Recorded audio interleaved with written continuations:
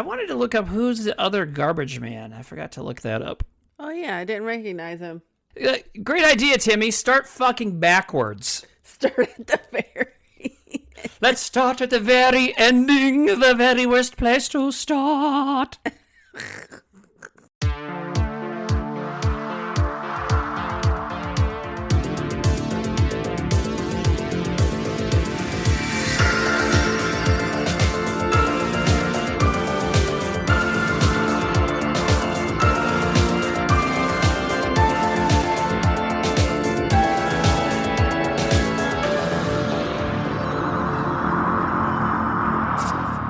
This is going to be an easy movie to talk about because it's like a classic. As Margaret used to say when she would throw tantrums and didn't really know what words meant, it's too easy! She would say that when she got upset. We're like, what is too easy? What the fuck are you talking about? That's the cutest thing I've ever heard. I know. What a little... It's too easy. It's like most kids, like it's too hard. You would think they would say the opposite. You know, I can't do it. I can't most people would say that because that makes sense. It's and too easy. That doesn't. It's too easy. I've seen it a bunch. You said you haven't seen it in a long time. Yeah, we've been watching movies that I hadn't seen in a super, super, super long time. But I thought this would be good because this is something like every horror fan likes this movie pretty much, you know? Like, this is like one of those things, like Texas Chainsaw or something like that. It's like, it's a universally loved thing as far as I know. Yeah. You know? And it's good. Yeah. Damn it. I forgot to wear my Creepshow t-shirt. See, you even have a Creepshow t-shirt. By the way, welcome to Earnful of Popcorn. Today we're talking about Creepshow. See? Ta-da. It's cool that we did that because if you listen to our previous episode, yes, we eventually mentioned the name of the movie in conversation, but there was never a point last episode where we said, hello, we are talking about this movie today. We never said that in the Vampire's Kiss episode because we're professionals. Yeah, you just got to figure it out. Yeah, it's like a mystery. It's like an M. Night Shyamalan movie, you know? A mystery wrapped in an enigma. It's like when you listen to an hour and a half of us, and then at the end, the twist is like, oh, this is the movie they're talking about. Well, it makes us unique because I have never listened to another podcast where I had no idea what the hell they were talking about when I started. They immediately are like, today we're talking about... La, la, la, la, la, la, la, la.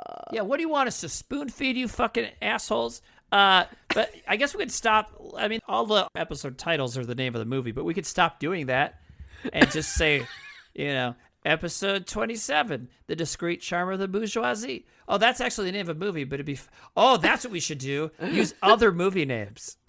So this one's about Creepshow, but it'll say like episode 26, Sophie's Choice. You know that movie where Meryl Streep has to choose which kid to send to the fucking concentration camp? Jesus. Yeah, it's a rough one. I watched it in history class in high school. So they're all just going to be like war movie names? Sure, I don't know. Well, Discreet Charm of the Bourgeoisie is not a war movie. It is an abstract, weird comedy by Salvador Dali and Louis Buñuel made it together. So it's actually, it's very strange. It's good, though. Anyways, yeah, so we're talking about Creepshow at some point here, and it's, man, we just weren't on the ball with the podcast for October, I guess. It's just, I don't even have decorations out hardly at all yet. What the hell's the matter with me?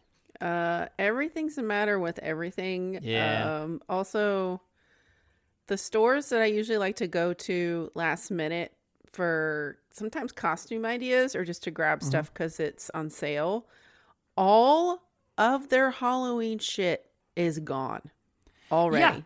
Yeah. You mean like picked through or like they took it off the shelves? They took it off the shelves. I mean, there's candy left and maybe some little rinky-dinky things, right, but there's no costumes, there's no masks, no gloves, no nothing. And this happened last week, so it's like it's 2 weeks before Halloween even happens, and they already have like their fucking Christmas shit out. Last week, my friend, was 3 weeks away because this past Friday was 2 weeks from Halloween. So you're talking about 3 weeks before, and they already took that stuff down. And my dollar store nearby has a good Halloween selection. It's like, oh shit, if we want to buy any new decorations, we better go do it, because they already have Christmas stuff out. There's already Thanksgiving stuff out. It's like, what is that? Like, what do they want? Like, what is the deal? You know what I mean? Like, does anybody like that? They want to put out the Christmas shit because it's their bestseller of the year. Like, that's what they sell the most of. But there's also, and that makes sense, okay. But like, okay, for instance, the dollar store always has Christmas stuff up now, which is fine because that they didn't take away room for Halloween or anything. They just, like, I don't know, took away, probably the off-brand tampons or something nobody buys. I don't know. But you don't want to buy generic tampons, right? Don't you want a good, trusted brand name to stick up there? Right? No, I want off-brand because it's cheap. I know it's cheap, but I mean, I don't know. Like, you're talking about going up in there in your business, and don't you want to trust what's up there? Don't you want to know for sure? No, not me. I don't even use tampons. Okay, so you just like use old cigarette filters, or what do you do? I use coffee filters. Oh my God. Ew. Wow. Anyways, it's okay. We don't have to talk about what you put in there. There's always something about the hoo-ha every episode. Hoochie goochie, hoochie goochie goochie. That's what you said last year. Oh man, I forgot forgot such a good song. I actually looked up on YouTube. Are there any hoochie coochie songs? Not the Chattahoochee or whatever that other song is, but there is a rap song called Hoochie Coochie, and I gotta send it to you. Is it about vaginas? Yeah, it is. So it is a term for that. Yeah. Okay. Yeah. Oh, yeah. Wow. Because I knew hoochie was. I didn't know hoochie coochie was. Hoochie coochie. But in response to something else you brought up just now, well, way down yonder on the Chattahoochee, never knew how much that other river meant to me. I learned how to swim, and I learned who I was. A lot about fishing and a little about love. You think I don't know that shit? I was raised on that shit. I probably had to learn a line dance to that when I was a kid. We had line dancing in, like, school. In gym class. What? In 7th and 8th grade. There's a line dancing unit. Well, and in the mid-90s, line dancing was, like, huge. It was a major, it was like a sport. It was like, so, I mean, teaching dancing I get that. So I guess it's a form of dancing. They also did a square dancing unit, which is hilarious. So. Oh, my gosh. Yeah. Yeah, I remember, let's see. I learned to dance to Fishing in the Dark. Me and you go fishing in the dark, lying on our backside under the stars, just moving slow.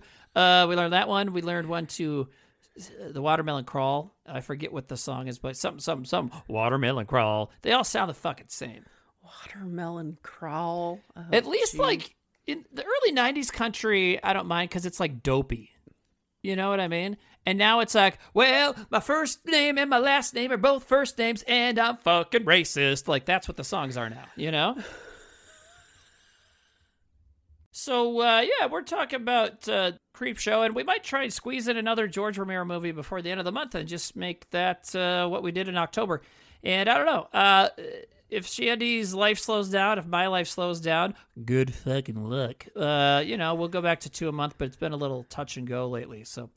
but we got done with Vampire Month. I finally put out that episode 6 weeks after Vampire Month started, 3 weeks after it ended. So, good job.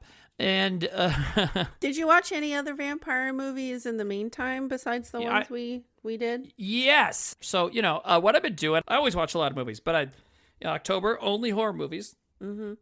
And what I've been doing, I've been watching kind of random stuff, but I've been. Of course, I'm always talking about my pile of unwatched Blu-rays and 4Ks that I want to get through, because everything I buy I want to watch at least once, because otherwise I can't justify spending all the money on it. So I've been doing that, but also watching some classics in between. So I watched that movie from 1971 called Let's Scare Jessica to Death. And I don't want to spoil too much about it, but vampirism does come up. We'll just say that. Okay. What else have I watched recently that I loved? I watched the original House of Wax the other day. Oh, very nice. Starring Vincent Price. Have you ever seen it? Yes, very, very good. Have you ever seen the Paris Hilton one? They remade it with Paris Hilton. Yeah, but I didn't watch that one. I did. It's kind of good. I gotta see it again though. It's been years. It's been like 20 years since I saw it. Here's the thing: is they made it when everybody was getting sick of Paris Hilton, and like literally a selling point was like, you'll see Paris Hilton get murdered, and you do, and it's a good kill. Oh, so yeah. Okay. she like gets her head impaled on like a pipe, and you see it like slide down the pipe to the ground. Ooh. And she's in a bikini before that, which even though she's annoying, it's like, well, that's fine to see. So. Whatever. Right after I watched House of Wax, I watched another film that was on Max or whatever on streaming called The Cyclops from the 50s. And it's one of those super cheap, low budget 50s like sci-fi horror movies where it's just projection, like rear projection or whatever, to make regular animals look huge. You've seen that probably. Like they always make fun of that on like Mystery Science Theater or something, right? You know? So, yeah, it's like they go to this island and, like, it's turning all the animals big. But the big animals, it's like an iguana. And so it's big and it's, like, roaring and then it's fighting a monitor lizard. It's like, are these actually scary? Like, if my bearded dragon became huge, I'd just be like, fucking awesome. Now I can ride her. Yay, my friend. Dude, I'd ride her to work, right? It'd be amazing. It'd be real slow because she's, they're lazy as hell. But I guess if I dangled a roach, a big mutant roach on a stick in front of her and she chased it, that's how I'd get her to like take me to work, right? Dude, that's a good segue into one of the stories of Creepshow. It is. And look at us continuing to go backwards, because first I mentioned the garbage men, then we talked about the last story. Just start from the end and go to the beginning. But it doesn't matter with this. It doesn't matter with anything, but especially with it. But yeah, Creepshow, I feel like most people that are listening have probably seen it because, it's one of those big horror movies, especially around this time of year. And it is such a good Halloween vibe, October vibes kind of movie, right? It's perfect. I'm glad you chose it because, and I told you this last night, I've been obsessively watching Columbo. Uh-huh. And it gives me Columbo vibes. Can you explain that? No, because I get it, sort of, but I want to hear what your reason is for saying that. So, okay. The one story that really gives me the Columbo vibes is Something to Tide You Over, that episode with Ted Danson in it. Makes sense. And Leslie Nielsen's so good in that in that story. He's so creepy, but he's so cute. Yeah. The setup is kind of the same on Columbo. It's basically what the beginning of Columbo is seeing somebody have an issue with someone, and then this is how they're going to murder them. Yeah, that makes a lot of sense. Yeah, they show the whole murder and everything. Sure. So then basically, instead of having them come back as water zombies to kill him, it would be Columbo with his cigar. Just one more thing. Can I bury you in the sand? Something's been bothering me. Yeah. I suspected you in the 10 seconds of talking to you, sir. Right. So yeah, that makes sense. Yeah, it gives me that vibe. Yeah, and also, what I mentioned to you last night when you said this is cinematographically, I think is a word. Anyways, the look of the movie, it's a little bit later than when they started making Columbo, but they were still making Columbo in 1983, I think. Mm-hmm. And so there's similar looks because, film development processes and obviously costumes or, clothings and styles and sets that, so it looks similar that way. And also Columbo and a lot of those detective shows would have guest stars, and just about every story in Creepshow has like some big star in it, Yeah. And you were talking about, I just watched an episode where Vincent Price was in it for a little bit. He wasn't even one of the main characters. Oh, cool. He just ended up being somebody that he had to go talk to figure everything out. Hello, Columbo. Oh God, I would love to. Was he a cook in it, or did he run like a movie theater, or it's always something like that? He was in an office sitting behind a desk. Really? Yeah. You'd think old Vinny P would be like, I have to be doing something amazing and terrifying. Either that or cooking, because he loved that too.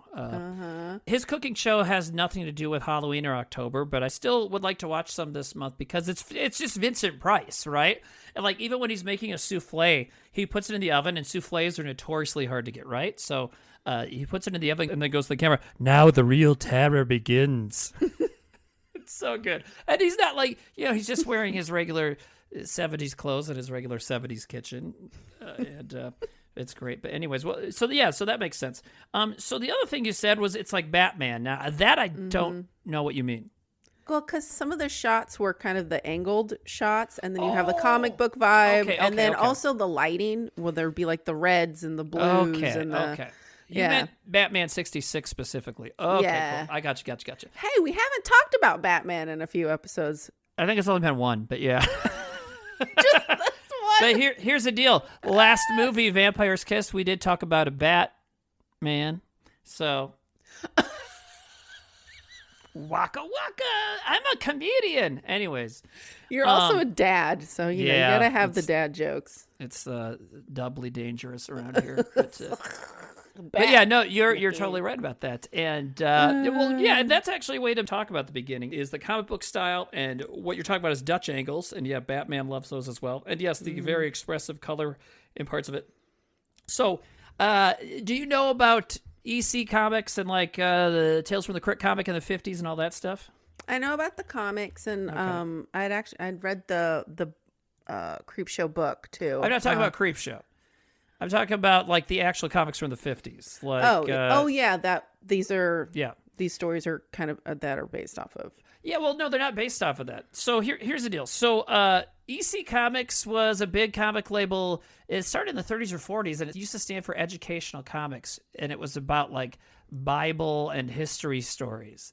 And then when that guy died, Maxwell Gaines died, his son William Gaines took over, renamed it Entertaining Comics, and started making crazy horror and sci-fi comics and stuff like that. And so a whole generation grew up on these, right, including George Romero and Stephen King. So Creepshow is inspired by that stuff, but there is no Creepshow comic before this. They made a Creepshow comic after the movie. Oh, I thought there was a book. Yeah, after the film. And Stephen King wrote Creepshow. So 2 of the stories are based on previous short stories he wrote. The Jordy Verrill story and the Crate one with Fluffy, the big monster in the crate. So and then he wrote the other 3 himself. So it's very inspired by it, and some of the things that happen in the stories and the way they look and stuff is all inspired by that EC Comics stuff. And another famous thing about EC Comics is that there's a guy named Frederick Wortham who is a bad person, and he, in a different way though, he wrote a book called Seduction of the Innocent in the 50s or 60s about how comic books were like turning children into bad people or whatever. And so that led to lots of censorship. It was like the Red Scare, but for comics and fiction and stuff like that. So, it ended up fucking with EC Comics and other places that were trying to make, comics for not just kids, but also adults, And so that's why after that happened, then everything became the G-Gosh superhero stuff. And like Westerns, things that were totally appropriate. And the horror ones kind of died for a while.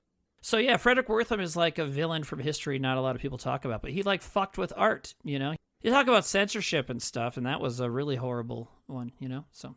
Oh, so that's where the beginning of this comes from. Totally. So that his dad is basically that guy. Totally.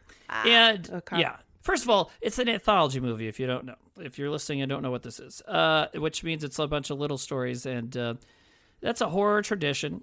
This is one of the first good American ones. Britain was killing it with these in the 60s and 70s, mainly the 70s. And like Dr. Terror's House of Horrors or something like that is a good one. The House That Dripped Blood. Anyways, there's some good ones. But so this is a big American one. George Romero wanted to make The Stand. Oh. And that's a very large undertaking. And they couldn't get the funds and everything. And so he and Stevie King were like, well, let's do something else. So they did this. And they got Tom Savini to do all the effects, which is why all the effects are awesome. And probably why there's even a story that I don't think needs to have a monster ending, but almost all the stories have monsters in them. Because it's like, well, Tom Savini's here. Let's have him make monsters. So That's kind of the history of why they made it. And so the whole premise is that it's these all the stories you see in the movie are stories in this comic book, and it starts with Tom Atkins, good old fucking Tom fucking Atkins, right? I love him, and he's yelling at his son for reading this comic book, and God, it's like the dad calls the comic books crap and shit. Did you notice that? It's like, what is this crap? And then later he's like, look at this piece of shit. He was cussing a lot. I was kind of, I don't remember him cussing so much. Man, yeah. He was mad about it. I've heard Tom Atkins is like a great guy in real life, but man, it just seems like, dude, he would be a tough dad maybe, you know? Yeah. While mom's just standing there going, yeah. What do we, not intervening. Yeah. Look how he's treating your son. Yeah, he's being verbally abusive straight up. And he's like threatening to hit him if he reads the comic book again. It's like, what the fuck? And look, I read tons of comics as a kid.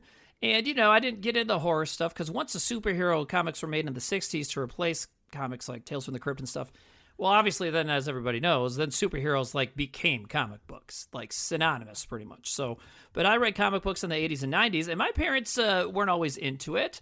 Nowadays it's seen as literature because it always was, because it's fucking words. You read them. So, yes. You use your imagination.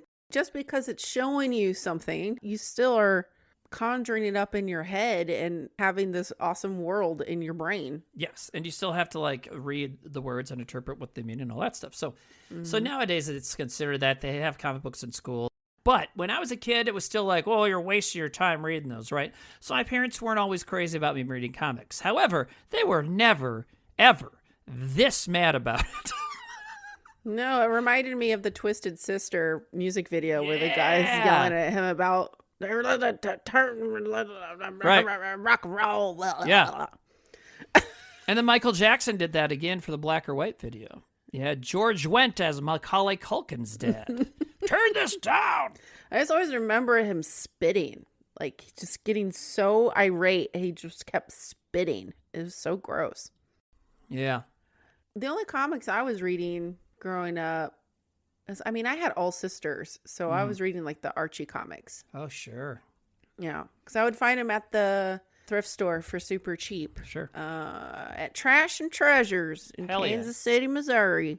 Awesome. My daughter, she slowed down on Archie a little bit, but she was a super big Archie fan for years. I would get her subscriptions every Christmas, and sometimes it's reprints, sometimes they make new stories, but that's cool. Yeah, Archie's great. And that's one that was always acceptable. Mm-hmm. Yeah, I didn't really get into graphic novels or comic books until I moved here to New York. Right.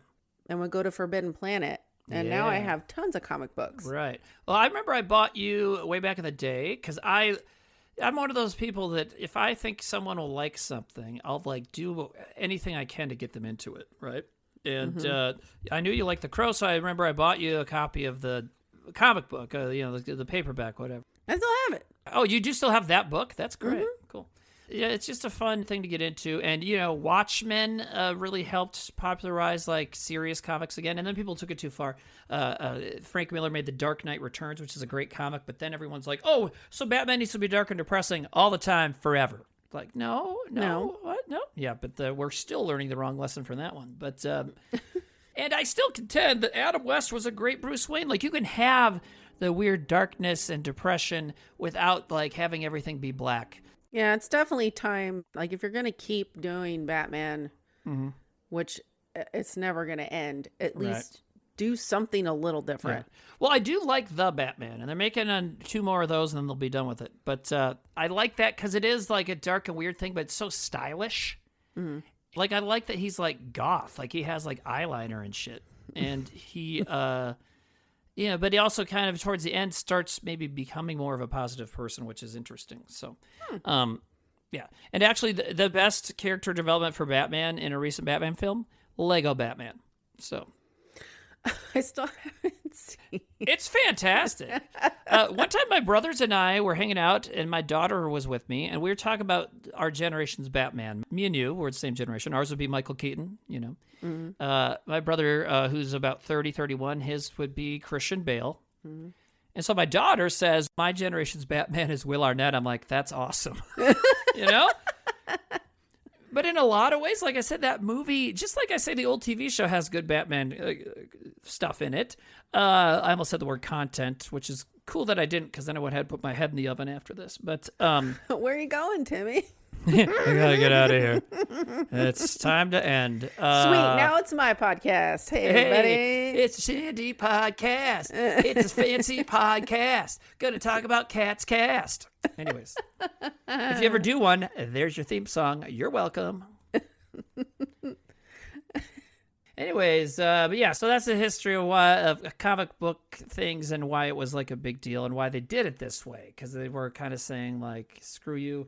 You know, and also, you know, you look at George Romero and Stephen King. Well, by the time they made Creepshow, they'd already been doing stuff for about 10, 15 years in Stephen King's case, and George Romero maybe a little longer. But, you know, so they were already making stuff that was pissing off parents themselves, right? Yeah. Night of the Living Dead and Carrie and all that stuff. So it just totally makes sense that they would do this way. And it's great. So yeah, it starts with this abusive prick throwing his son's comic book away, and then the comic book flutters out of the garbage or something. And before he goes into the first story, then it cuts to the kid who is like kind of evil looking now, which is fine because the dad like that would turn anybody evil. But then he's got like the Creepshow ghost hanging outside his window. Right? Anytime a skeleton smiles, it makes me laugh. Or it just has like their mouth open like a jar. Like... Well, because they're always smiling. Because a frown is made out of skin. Is that the weird? That's a weird way to say that. But you know what I mean? Right. Well, think about it. Okay. If it's just your teeth, it looks like your face, and no skin, it looks like a smile. Frowns are made out of skin. Okay, so now we've got 2 T-shirts. We got to make "If you like boobs, you're gay," and "Frowns are made out of skin." What the fuck is the matter with me? Anyways, but yeah, so it sets up this like whole creepy thing. Like, okay, why is this kid? What is going on with this kid and this ghost or whatever this thing is? You know, but. Then it goes to the first story, which I already forgot which one it is. Oh, yeah. Father's Day. Father's Day. First of all, I want to say, people always say about anthology movies that, you know, every anthology movie has hits and misses. And sure, but I generally like all 5 of these stories. I do too. It reminded me of Columbo. They were their own little tiny little movies. Yes. Their own little thing. And they were so good. But actually, it's funny because the average Columbo adventure is movie length. I know. Right? They're like 90 minutes. It's like, yeah. Anyway, it's funny. But yeah, this one is some rich people hanging out. You know what? This is the first time I watched it and I felt like I knew what was going on. Is that weird? No. The only thing I will say about the Father's Day one is that it did feel like trying to figure out how to move things along. I don't know what the best way to describe that. Speaking of like how you're talking about backwards, everything kind of felt backwards while watching it. What do you mean? So it's like, okay, so not backwards. Like, I can't think of the word. Like when everything is not jarbled. I can't think of the word. Jumbled? Jumbled, I guess. You mean because they kept having flashbacks or what? I don't know. Okay. Well, I'm leaving all this in because that was scintillating. Anyway, I'm just my brain just went, duh. Yeah, that's why I always want to make sure, like, did you eat? Are you well rested? It's like, we got to make sure we come in, with our team strong and our jeans on, you know? So, what is it? Got my jeans on and my team strong. Okay. Anyways, it's these rich people hanging out. It's an aunt and her niece and nephew, and the niece has her husband who's played by Ed Harris, who has hair. So I said Ed Hair is. Right? He's got hair in this movie. How often do you see that? Not very often. Yeah. He has a nice butt, and he dances really funny. Yeah. Well, actually, so one of the reasons he's probably in this film is because he made a movie I like very much, Night Riders, with George Romero, which is a very strange movie, but it works. It's great. And, you see all of Ed Harris in that movie in the beginning, so. Including Ed Jr. So. Yeah. Anyways, but so Ed Harris is in this, and it's good. Yeah, like I said, every one of these stories has like some kind of movie star in it, I think. But anyway, so they're talking about their aunt that's on the way. Their great aunt. So it's these two people and their aunt, and now their great aunt is on the way, and they're talking about how she comes out there every Father's Day because she supposedly murdered her father. And maybe this is what you meant, but it is kind of a lot of exposition before it really gets to what's going on. Mm-hmm. And maybe they put it first to kind of ramp up to all the insanity that happens in the next one. But, I did love the crazy aunt with the like half cigar, and she's got her like bottle of Jim Beam. Yeah. And, she goes every year on Father's Day to visit his grave. And talk shit to him. And talk shit. And she gets out of the car with like a half a bottle of Jim Beam. And I went, she's been drinking and driving this probably. whole time. Because it's out in the country shit. somewhere at a mansion. So, yeah, she definitely had to drive out there. So, yeah. Yeah. I think what I meant earlier was because like her sister is talking about how like she knows that she did it. And that, like, she comes every year because of her guilt, but it didn't seem like she felt guilty. Well, no. That just means that the other lady was wrong. That she doesn't understand why she comes. I think that's all that meant, Like, she doesn't know her very well. They probably don't talk very often, so she doesn't know. It seems to me she comes to the grave to be like, fuck you, Dad. And we see why, because they have flashbacks. The guy that plays her dad he's a real asshole. And like, even just in the minute or two they show him, you're like, yeah, I'd kill that guy too. Yeah, because she had to take care of him. Yeah. And can you imagine dealing with that all day, every day, and like yelling? He calls her a bitch. Uh-huh. You really shouldn't call your daughter a bitch. Like, the person taking care of you? No, you should be. But even if they're not, you should not call your daughter a bitch. You know what I mean? Unless she is. Yeah, but even then, it's like, it just has this connotation, like this abusive connotation. It's like, it's taking it too far. And this guy is abusive anyways. We know that. Because you know what? I think at the point that you're calling them a bitch, you're probably not, it's not going to be for a good reason anyways. You know what I mean? Yeah. And so this guy, it's like his birthday, and he keeps yelling, where's my cake? And so she kills it with an ashtray.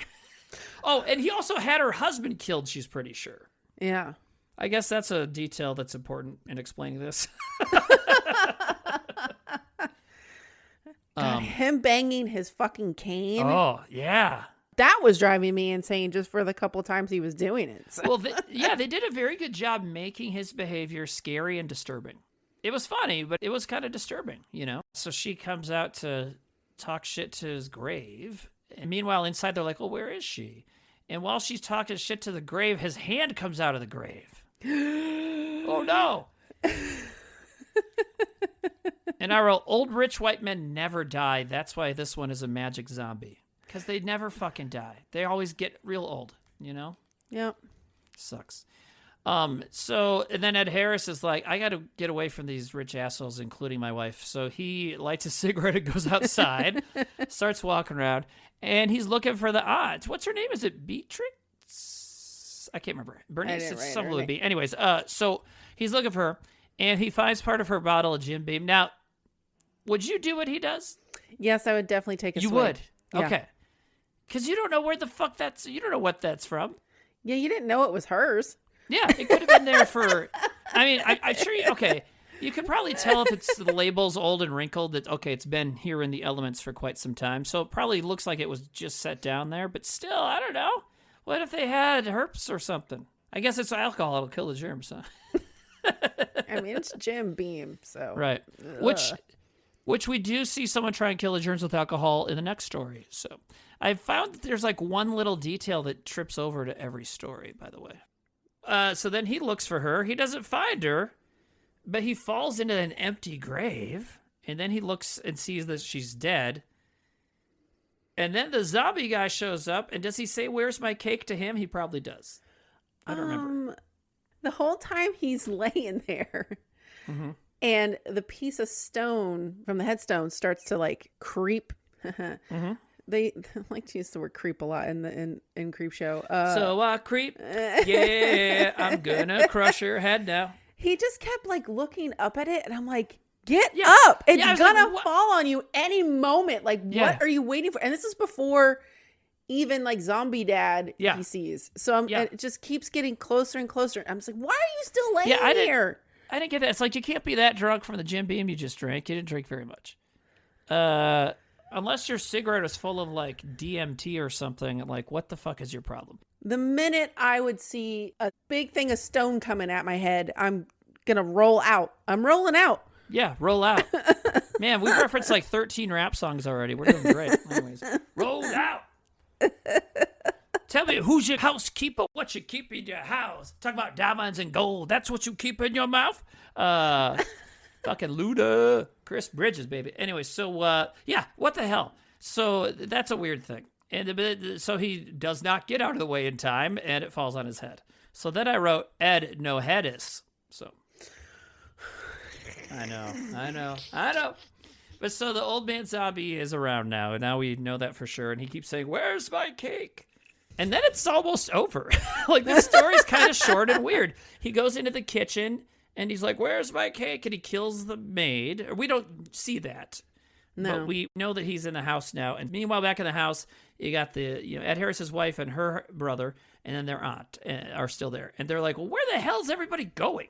Because they don't know where the great aunt is. Why hasn't she walked in yet? Because she's always on time every Father's Day. Mm-hmm. And Ed Harris is like gone now too. They're like, "Where is he?" And I think they give him a name, but we could just call him Ed Harris. And so he's dead now, anyways. So she goes looking, and she finds the maid is dead. And then what happens? Then it's the zombie guy comes in, right? What are you laughing about? He's just so funny looking. Yeah, he is funny looking. Where's my cake? You know what I wrote? Is he should fight the paper boy from Better Off Dead. Where's my $2? Where's my cake? Where's my $2? Where's my $2? It'd be amazing. But anyways, but yeah, and so then he's got her, and it's like, uh-oh. What is so damn important about this fucking cake? Is it like a red velvet cake? Is it like a German chocolate cake? Are you just saying that, like, the things that would make a cake important is if it's good cakes? Is that what you mean? Yeah. In that situation, I bet all their cake is pretty good. They're rich. They got their own cook and stuff. But is it just because that's what he was saying before he was murdered? And now that he's a zombie, that's all he can remember is the last thing that he was bothered by. Yeah, I think that's probably it. And he's also an antagonistic, abusive prick. Yeah. And so he's going to say that to his great niece or whatever. I can't do all the math. Great niece. Anyway, so that's what he's going to say, right? And so then the kids are like, okay, so great aunt's gone. My husband's gone. Now where the fuck is our aunt? Like, what is happening? They're not very smart. They must not have seen horror movies before. Because if everybody's dying one by one, hello, it's like some sort of Jason or monster, right? So anyway, so they go look. That last image is awesome, right? I got my cake. I've got my cake. And it's the lady's head with candles all over it on this cake. It's awesome. Man, I was kind of surprised it stopped there, to be honest. Yeah. I thought maybe like he was going to be sitting at the head of the table again like he was before and like had the cake there and like making them sit there. That'd be interesting. Well, it kind of ends in the way those old comic book stories would end, just like on the little shocking twist, and that's it. Yeah. And one thing I love about this movie is you always know in every story something's coming. And whenever it happens in each of these stories, that's when you get those Dutch angles that you talked about, the camera twists back and forth a little bit. You get lots of like rear projection colors and shapes and stuff, and like different colored lights on the people, and it turns very comic booky, and get the panel looks, right? So, yeah. And then the last shot of each story turns into a drawing, and that's the drawing. It's the lady's just screaming. Well, I like how they start as a drawing too. Yes. That's what I really loved about the beginning of this story was you can see them trying to stay still. Yeah. Yes. Because it starts with them sitting in a room, so that's the drawing, is them sitting there. Yeah. Yeah. So you can tell, cool. Like, okay, still. But I love that. I love the transitions. Yeah. Thank you. The transitions. Yeah. I cannot think of my words today. Well, It was really bad last week, like before I had my period. I could not remember shit. It was fucking weird. Anyways. Don't get a uterus. Don't get a uterus? Is that what you said? Yeah. You heard it here first, folks. Avoid uteruses like the plague. Or is it uteri? What's the plural of uterus? You have more than one. Uterini. Uterini. Anyways. Uteri. You come over, I'll make you a nice dinner. I'll marinate a very nice uterini. What the fuck? So then it goes to the next story, which is called The Lonesome Death of Jordy Verrill, which is based on a Stephen King story called Weeds. I have a lot of questions about the production of this one. And I think you know what the first question is. It's probably your first question as well. What is your first question? Why the fuck did they put Stephen King in this?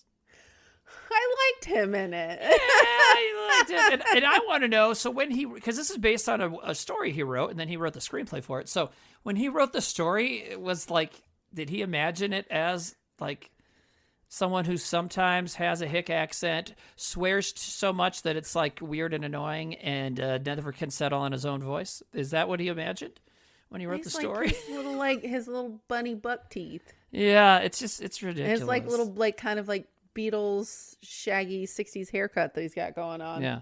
Where it's over the ears. Yeah. So he's just like this dumbass who lives out in the country, some kind of farmer, I guess. Then a meteor hits. And yeah, the first couple things he says, I just thought the swearing didn't feel... the swearing felt out of place at first. Like they were just trying... I don't know what they were trying for. You know, sometimes in a Stephen King book, it's like, okay, buddy, did you really have to describe the dick right there? You know, so sometimes he does that, you know, so it kind of, I guess it makes sense. Did I fucking write all this? Because I know. There's cussing in a lot of... Dude, when I edited the last episode, I'm like, geez, Shandi, it's like, maybe you couldn't think of your words then either because you just went back to one quite a bit. But, I mean, whatever, who cares? It's fine. But anyway, yeah, so he finds this meteor. The first thing he thinks of is like, I'm going to sell this for a lot of money. Mm-hmm. And so he has this dream sequence, like a daydream, where he sells it to some guy who looks like C. Everett Koop, who was the Surgeon General at the time.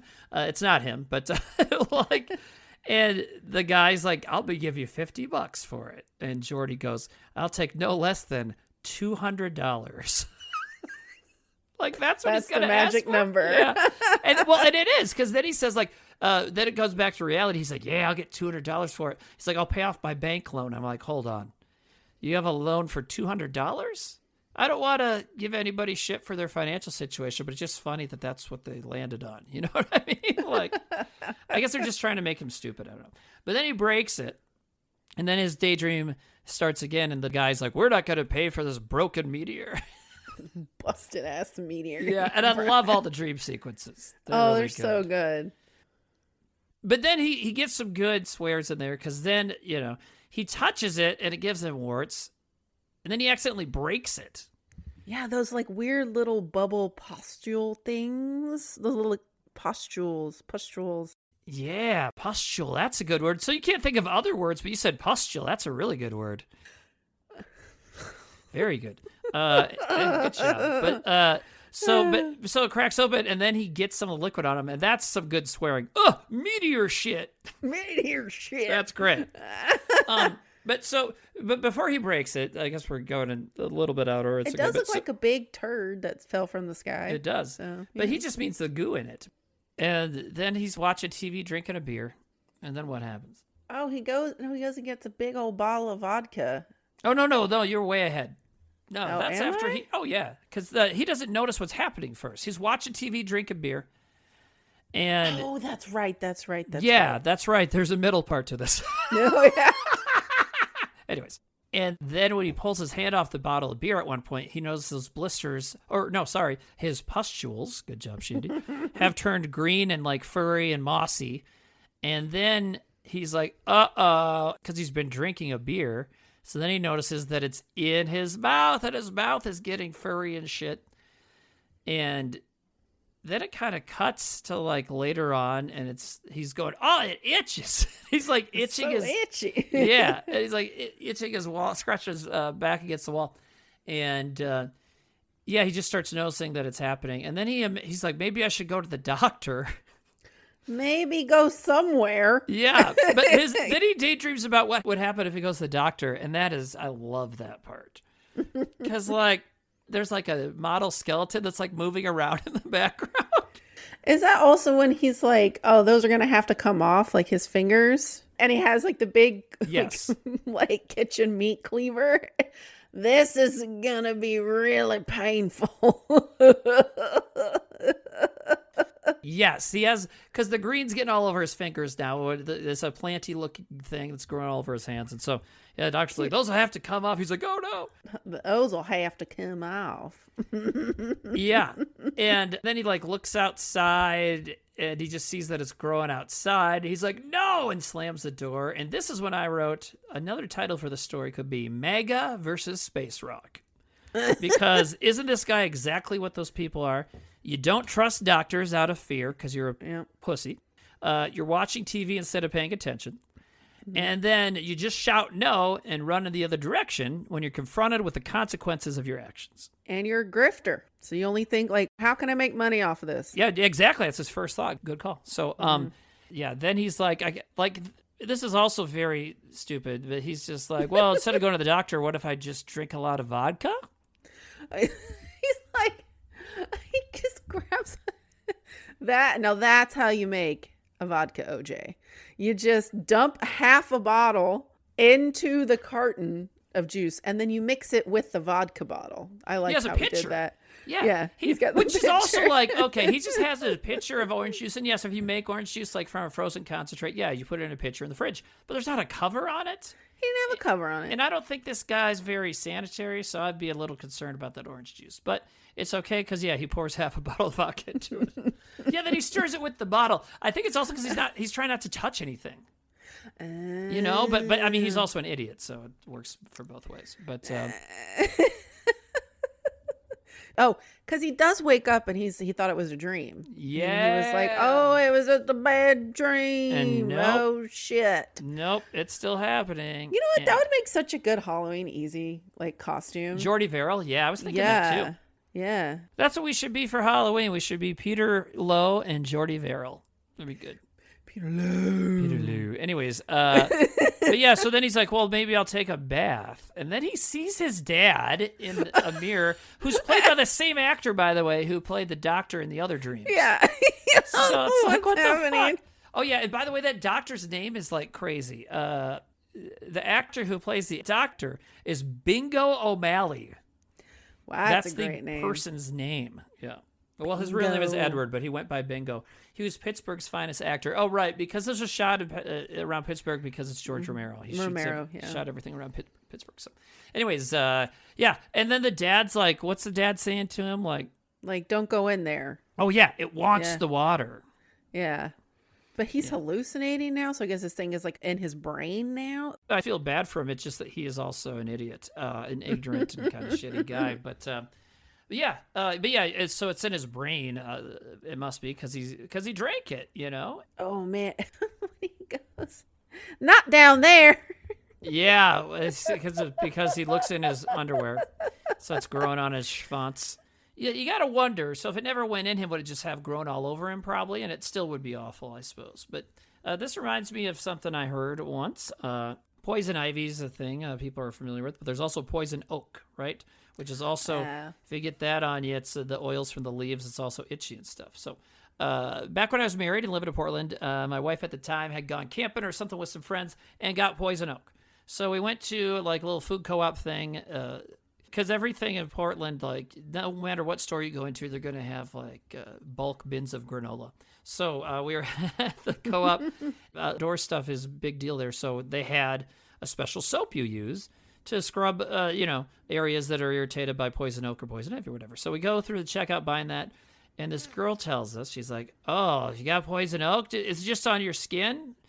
And we were like, yeah. And she's like, oh, that's good because I have a friend who burnt some poison oak in a campfire without knowing it, inhaled the smoke, and got itchy like inside their body. Oh, like in their lungs and nasal cavities and Can you imagine? And that's like kind of what happens to him. So it's like, Like having those pustules like in your, almost like having strep throat and shit. No. Dude, it's so gross to think about.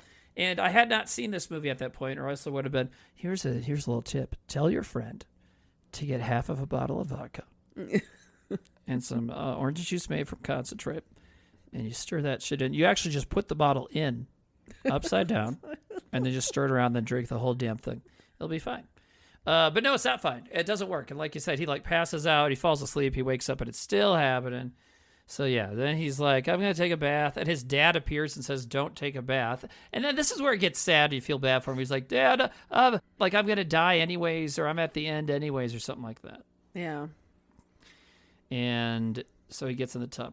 And then it cuts to like later on. That didn't work. And now he basically looks like Swamp Thing. He does. He's a big, furry, mossy green. Yeah. And he keeps talking about his bad luck. His bad luck, and I totally forgot that he shoots himself. I thought he just kept like growing into the house, and it's like everything was overgrown. Yeah, I don't remember the shoot it yourself thing either. Yeah. Yeah. He's like, oh God, just please, just this once. Yeah, let my luck work, and it did. And he blows his green mossy brains out. So it's kind of a bummer.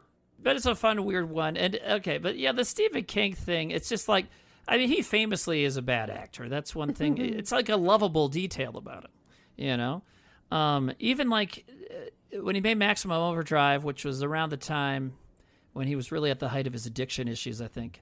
There was a trailer that he made for Maximum Overdrive where it starts just with him in front of the camera, be like, I'm going to scare the hell out of you, pointing at the camera. It's like, sure, buddy. Because the thing is like, this is why you became a writer, man, because you're not intimidating as a person, you know? Yeah. But his writing is fantastic. Yeah, I love his Stephen King's writing. But it doesn't work. And like, talk about that movie Night Riders that Romero made shortly before this one. Stephen King has a little kind of small, it's a little bit more than a cameo, but it's a very small role.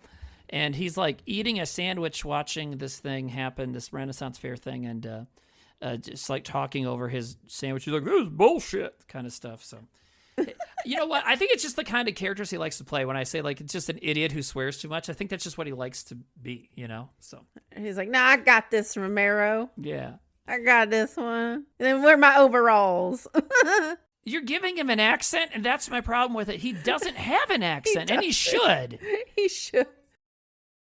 Yeah, but so he's dead. Oh, and then the little tiny epilogue after that is awesome, though, where it shows like you got the news on, and the news is talking about how like it's going to be a great growing season for farmers. It's going to be very green out there.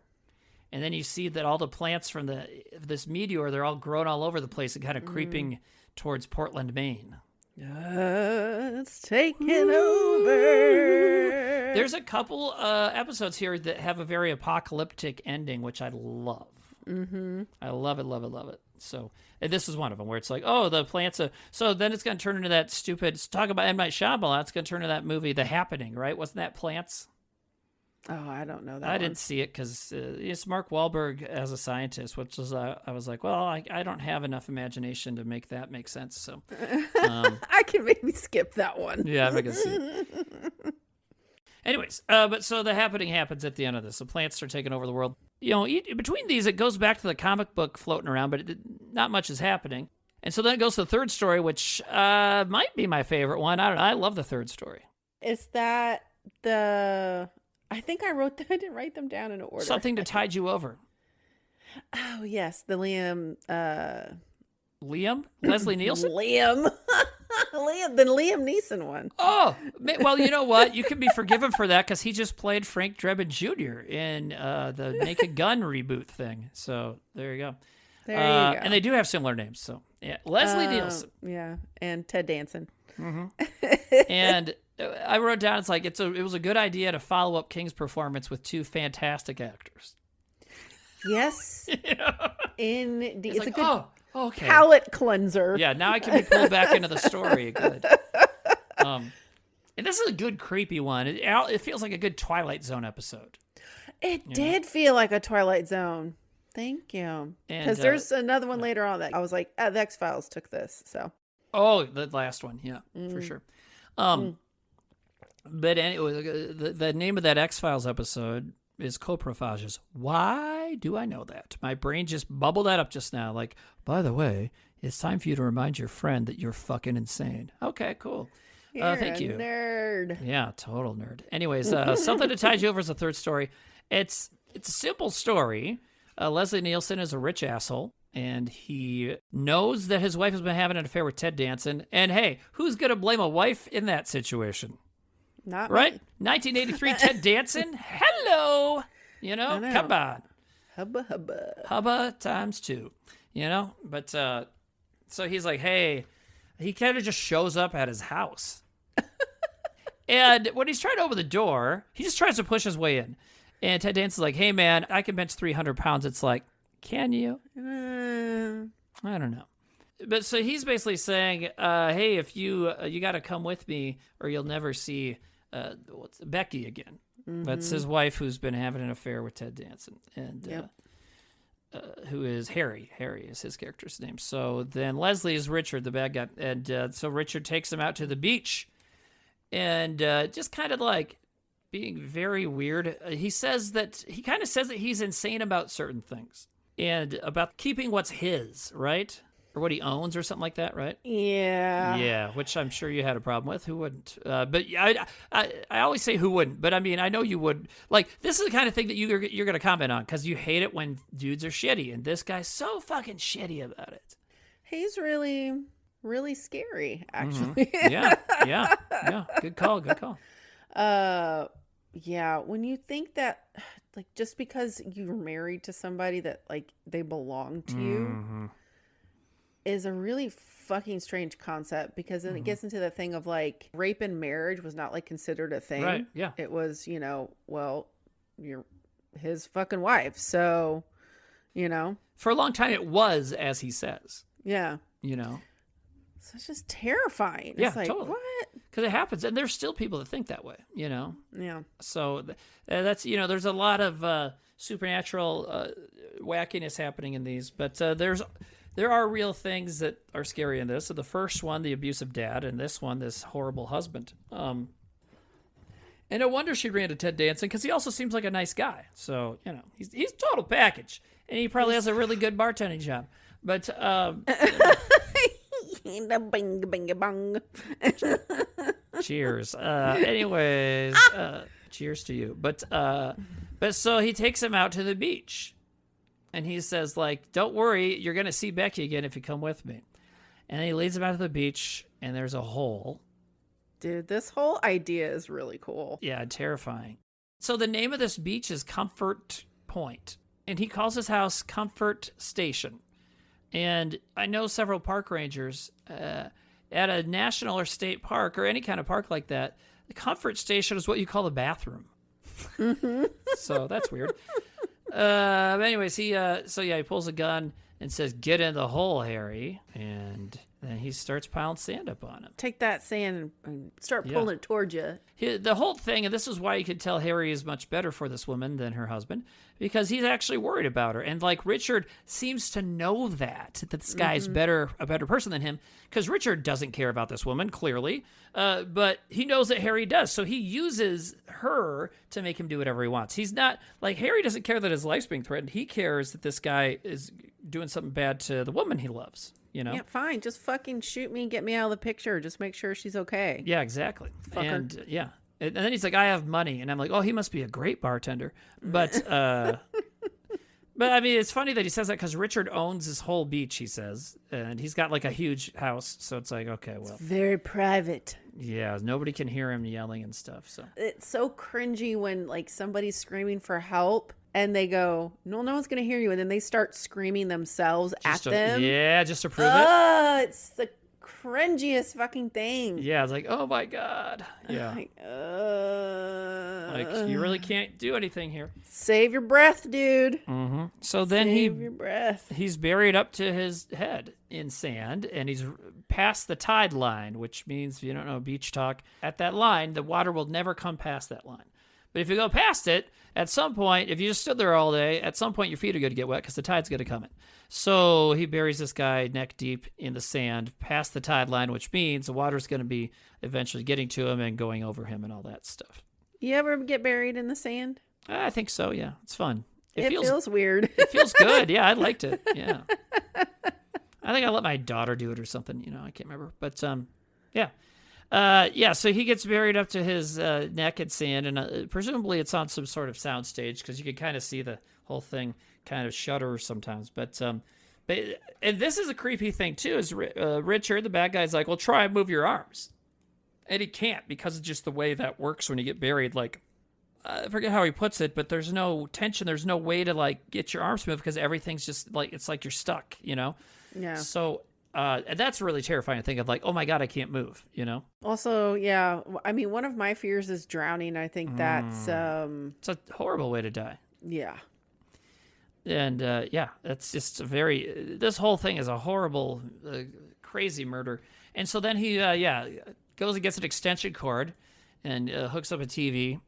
That is the longest fucking extension cord. It is. That's maybe he has a generator in his car. I don't know. But, I don't know. I was like, Jesus. But so he turns on the TV, and there's his wife in the same situation further down the beach, he says, because she lost a coin toss. It's like, well, what? Anyway, it's like, how is that? Yeah, what was the coin toss that, like... Yeah, like who goes first or what? Because it's like... Maybe. They're still buried up to their head in the sand no matter where you are. What? Anyways, so he's a camera on Harry, and so it's obviously also has a camera on Becky, and so he's taping all of this. And but so Harry can watch Becky getting slowly killed by the water, which this whole thing is so creepy, and that is even worse. That's crazy. It's like The Pendulum. Have you seen that Vincent Price movie, The Pendulum? Pit and the Pendulum? Yeah, based on a Edgar Allan Poe story. Yep. Yeah, just like that slow watching and not being able to do anything. Yeah, that's. Ugh. And in his case, he's not only watching his own death coming, now he's watching the woman he loves dying too. And so, and I'm so sad when she says, Harry. Yeah, Harry. And like, ugh. And she's running out of energy or whatever, because she keeps getting hit in the face with water. And so, and it's cold too, and it's salty. It's just terrible. So, but then the tide starts coming into Harry, which makes the TV short out. And he's just having an issue. And there's this bucket floating around, and it seems like he wants the bucket to come to him. Maybe he thought he could use it, right? That's what I thought. I said, why do we keep seeing why does there keep being a shot of this bucket? Mm-hmm. My brain just started reeling. Like, can you make like a little air pocket with it if he can get it close to him? Mm-hmm. And then after the tide recedes, he can maybe get out. I don't know. But yeah, I don't know. So then and they cut to this awesome shot of Ted Dance's head underwater with his eyes open as the tide comes in. Isn't that a great shot? Mm-hmm. And I read this. They made a little aquarium tank. He got on a wetsuit and climbed in. Somebody reached down with an oxygen tank ventilator thingy. He'd take a breath, and they'd take that out, and then they'd have wood and fake sand around his head, so it looks like he was buried in the water. And so they had him underwater, obviously, but like that's what they did. That's cool. It was really neat. Yeah, really cool. And so then it goes to Richard. Then we get a few minutes to see how much of a piece of shit Richard is. Richard. Because first of all, he's got that goddamn gold chain on in his chest hair. Both Leslie Nielsen and Ted Danson. I was like, so did their chests get touched by the meteor shit? Because there's a lot of growth. It's a lot of growth. A lot of growth, Shandy. But I have about 12 chest hairs, so maybe I'm just jealous. I don't know. But anyways, so he's back in his like swanky mansion, basically, his months. And he's got his fucking gold chain, and he's drinking a drink. I think he's drinking vodka again. And did you notice that the fucking ashtray was there? Oh, it was the same ashtray from the first story? Yeah. Oh, cool. The exact same one was sitting next to him on the bed. Okay. I went, yeah, there's a lot of those little things. Well, actually, I think the bottle of vodka he drinks is the same one Jordy had too. I didn't pay attention too much, but I think that was the case. But this is some good acting on Leslie Nielsen's part. And Leslie Nielsen, of course, for many years was just like a dramatic actor who played the hero in a bunch of stuff. And then, of course, they figured out he was funny and put him in Airplane and stuff. But then they did this where he's not funny. He's like pretty fucking scary in this. Mm-hmm. And this scene really nails that down even more because he's watching both of them get drowned. And Harry, Ted Danson, figures out that he's watching him and like looks at the camera like, Richard, I'm gonna get you. That's awesome. I like that part. Yeah. And I went, oh, maybe he will. Mm-hmm.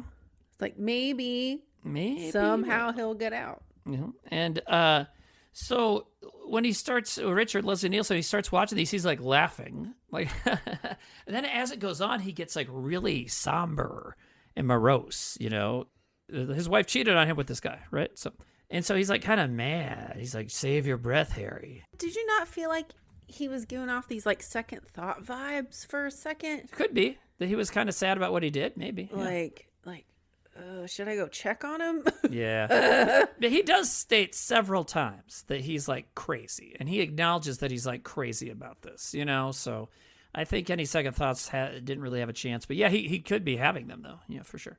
And he keeps like trying to satiate like himself of like reassure himself. Like, yes. Oh, yeah, no.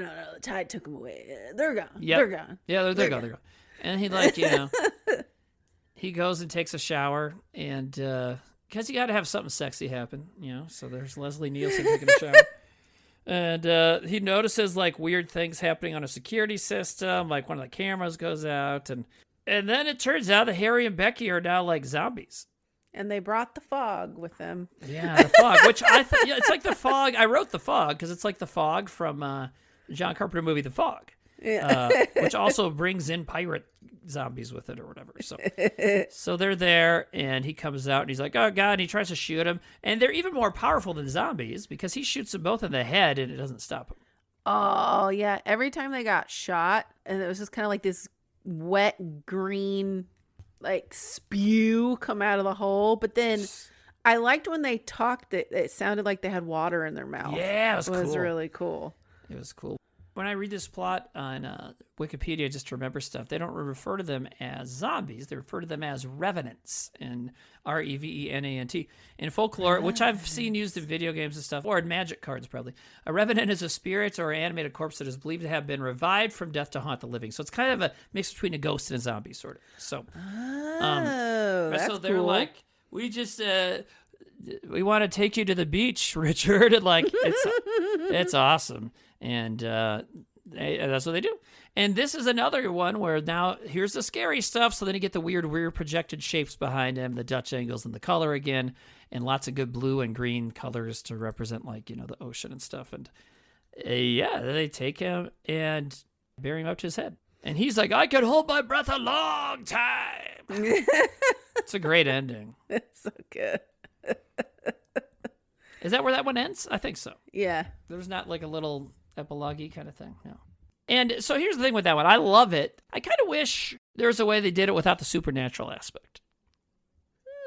Here's the thing is, like, they're trying to be in the spirit of these old horror comics. Well, so that is, you know, totally is. Mm-hmm. So I get that. But you could also see this story get done like, well, that's like with the bucket and stuff. And then he doesn't find the body. It's like, did he get away? So it'd be kind of interesting if he just fucking got away. They're alive and they go bury him, you know? So, because you have to think maybe there is a way once the water's making all the sand wet and keeps washing back and forth. Maybe there's a way it loosens it up so you can get out. I don't know. Yeah, and then like what was up with like the severed cord? Like the ocean's not going to sever a cord like that and make it frayed, is it? No, but I think what happened is he died and then got out. Oh, yeah. Right before they take him to get buried, he starts laughing insanely, which happens a few times in this movie, where everything gets crazy and who the victim is like, my life sucks, you know. So, I guess I shouldn't have been a dick. Yep. And then goes the next story. This is a good story, too. Did you like this one, The Crate? Yeah. It's fucked up. It's so fucked up with that guy. Yeah. This is the other one based on a Stephen King short story. The other ones he wrote for the movie. But so this is the Jordy one. So when you said Stephen King with his like addiction problems, was he an alcoholic? Oh, yeah. And a cokehead. Major. Oh, yeah. Because there's alcohol throughout. Absolutely. This entire thing. And even there's a character in this one that's an alcoholic. And consider Stephen King for a moment. Consider his stories. You got The Shining, you got The Dark Half, you got the He has like 4 or 5 stories at least featuring an alcoholic writer or a former alcoholic of some kind, So yeah, it's a thing, and he says he doesn't even remember writing I think it was either the Langoliers or the Tommyknockers in the mid-late 80s. That was the height of stuff, So, and then he got his shit together and then had a great 10 years and got hit by a van and almost got killed. So then had to relearn how to walk. And that's what he wrote about in the last couple books of The Dark Tower. So crazy. Yeah, did you know that? Stephen King becomes a character in the Dark Tower books. I did not know that. And they have to rescue him from getting hit by that van. Whoa. Dude, the Dark Tower books are cool. A lot of people are like, well, it's not really... Because, Stephen King, it's not like his creepy stories. It's like a weird fantasy, sci-fi, definitely horror too, a Western. It's a lot of different things. And it's like if Stephen King made The Lord of the Rings, So it's... it really is. I mean, it really, really is. So, I mean, so... Anyways, I don't think Jordy Verrill is part of the Dark Tower universe, though. Oh, too bad. No. So this one, The Crate, has some more great acting, mainly from Adrienne Barbeau, who plays a shitty wife. She's great in this, right? She's amazing. She's great. She's just constantly drunk. She's drunk the entire time. Yeah, and she's mean to her husband, really mean, and just very obnoxious at a party. She's married to a professor, and he and all of his professorial friends are having a party. The professor's at me. And she's being very just stupid and loud and mean, and everybody is like, ugh. What would you do without me? Mm-hmm. And then he imagines it. What does he do the first time? Do you remember? I don't. He shoots her. Yeah, he imagines that he shoots her at the party. Yeah. This little fantasy he has. He shoots his wife in the head and she dies. And all the other guests are like, good job, great shot too. They hated his wife, wanted her to die, but they're also like, great shot. Finally rid of that fucking horrible woman. Oh, terrible. I wrote down, I've definitely never had any fantasies like that when I was married. There's 2 elements to this story. One is that this guy's wife fucking sucks, so they paint that for you. And then at the same time, they've cut back to this janitor finds this weird box under the stairs at the university. And it says it's very old, from 1834. It says it's from an Arctic expedition. And the name on it, the last name is Carpenter.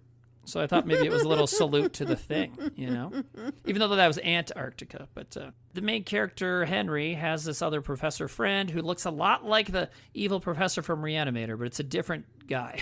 It's a different actor. He does, though, right? They look a lot alike. And he's hitting on a young student. It's kind of funny. That's kind of one of the first things you see him do. You're like, oh, what a scuzzbag. And then he gets a call from the janitor being like, what the hell is this box? And then, so he goes with the janitor to figure out what is in this crate. And at that point, he's being, kind of cool. He's kind of heroic, and he's nice to the janitor, So, I don't know. I guess people are many-faceted. Because also the main character, Henry, has kind of a nasty angle to him as well. So, whatever. But so they, take the box. They're like, oh, look at this crate. And they go to open it. And, my parents used to be junkers. They go to different auctions and stuff and buy weird old things and resell them because some of those things end up being collectible, And in this story, when they're opening the box, the janitor takes the padlock off. Do you remember what he says to the other guy? Mm-mm. He's like, this could be worth a lot of money. Because that's the kind of shit people buy. Oh, an old padlock. That's awesome. It's 150 years old. Yeah, I want to buy it. Yeah. What? Yeah. It's like when you go to an auction for people's storage units. People that have had it for years and it hasn't been opened. It's abandoned. Yeah, yeah. Yeah. Storage Wars. That was the movie or the TV show about that. But so they get the box open. I just went, who the fuck? Who put this fucking thing under the stairs here? Yeah, I don't know. That's what's kind of interesting. Each one of these stories has an element that's oh, what? Or there's a there's a thing you don't know that you don't need to know. You know what I mean? But it is an interesting mystery. Like in the Jordy Vera one, what's the meteor trying to do? Is it like a sentient race of grass or what?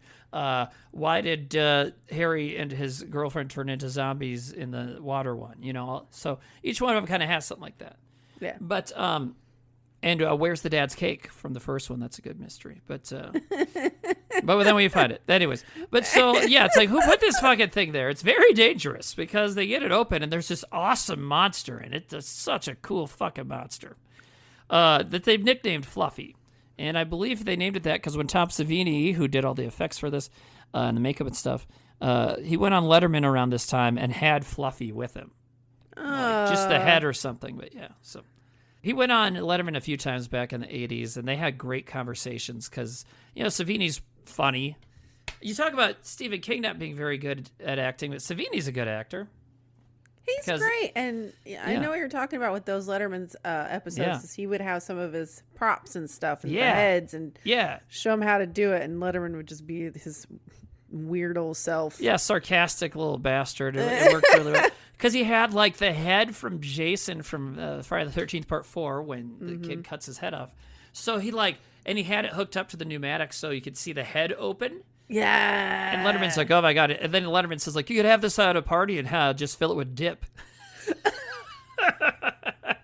Which is great to think about. But anyways, at some point he showed Fluffy because that puppet is awesome. And it pulls the dude in and the janitor in and eats him, and the professor guy is mortified. I like that it grabs his hand and then you see the blood. The blood doesn't come right away, which I thought was really, really clever and cool. He's biting into him, Is it just slowly started going down his arm, and then he slowly was pulling his whole body up, and I'm like, go grab him! Yeah. Go grab him! Go get your friend! But that's one of those situations where it's like, sure, we say we would, but you might be too scared to do anything. I know, scared stiff. Yeah, totally. So then he's like, oh, God, and he runs up and he finds a few times in the movie they mentioned this one overachiever student who's always there studying. So he knows who's there, so he goes up and finds this guy, Charlie, and starts talking about this guy's dead and blood and stuff. And so Charlie starts to think that his professor has killed somebody. So Dexter talks Charlie into coming down with him, and then it's gone. It's not in the room they took it to, and there's a blood trail. Because you see at some point the monster pushes the crate back under the stairs. It's so weird and creepy, right? Because, why does it want to be back there? I don't know. But I like that it looked kind of like a cross between, the Abominable Snowman and, Bigfoot. Yeah. You know what it looked like? It looks like Harry from Harry and the Hendersons. Yeah! Harry, what are you doing under there? You know what's interesting, though, is how big is this thing? Because it might not be very big. Is it just like a stomach and a big head and hands? You know what I mean? Because it's in this box. So, I don't know. Or it could be all smushed in there. I don't know. But so then they find that the crate's been pushed back that way. And so this Charlie guy, at this point, he's like, okay, maybe this dude didn't murder anybody. And then they find his shoe, the janitor's shoe, and it's ripped to shreds. So then Charlie's like, okay, what the fuck is this? I don't want anything. I don't want any part of this. I know. But Charlie's like, oh, well, I just wanted to look at the boot. Because the boot's right by the crate. So then he goes to get the boot, and then he gives it to the other guy, Dexter. And then, of course, curiosity gets the best of him. So he goes up to the crate. And what do you think happens? Hello? Why did you let him get near that fucking crate? Yeah, this the extra guy does not have great judgment. But so it kills him. And Dexter's like, holy fucking shit. So then, meanwhile, at Henry's house, his horrible drunk-ass wife has left for the evening. Before Billy leaves, she gives Henry some more shit at their house. And so then he imagines strangling her with his necktie, right? Oh, yeah, on her way out. Yeah. He, from behind. I was like, oh, he's going to do it. And then, he's thinking about it. Yeah, and she's just so awful to him, and belittles him. And what's that word for taking away somebody's confidence, manhood? Emasculates him, right? Emasculates him. Yeah. So he imagined choking her, strangling her, and it didn't happen. So she goes out to go be a bitch somewhere else. And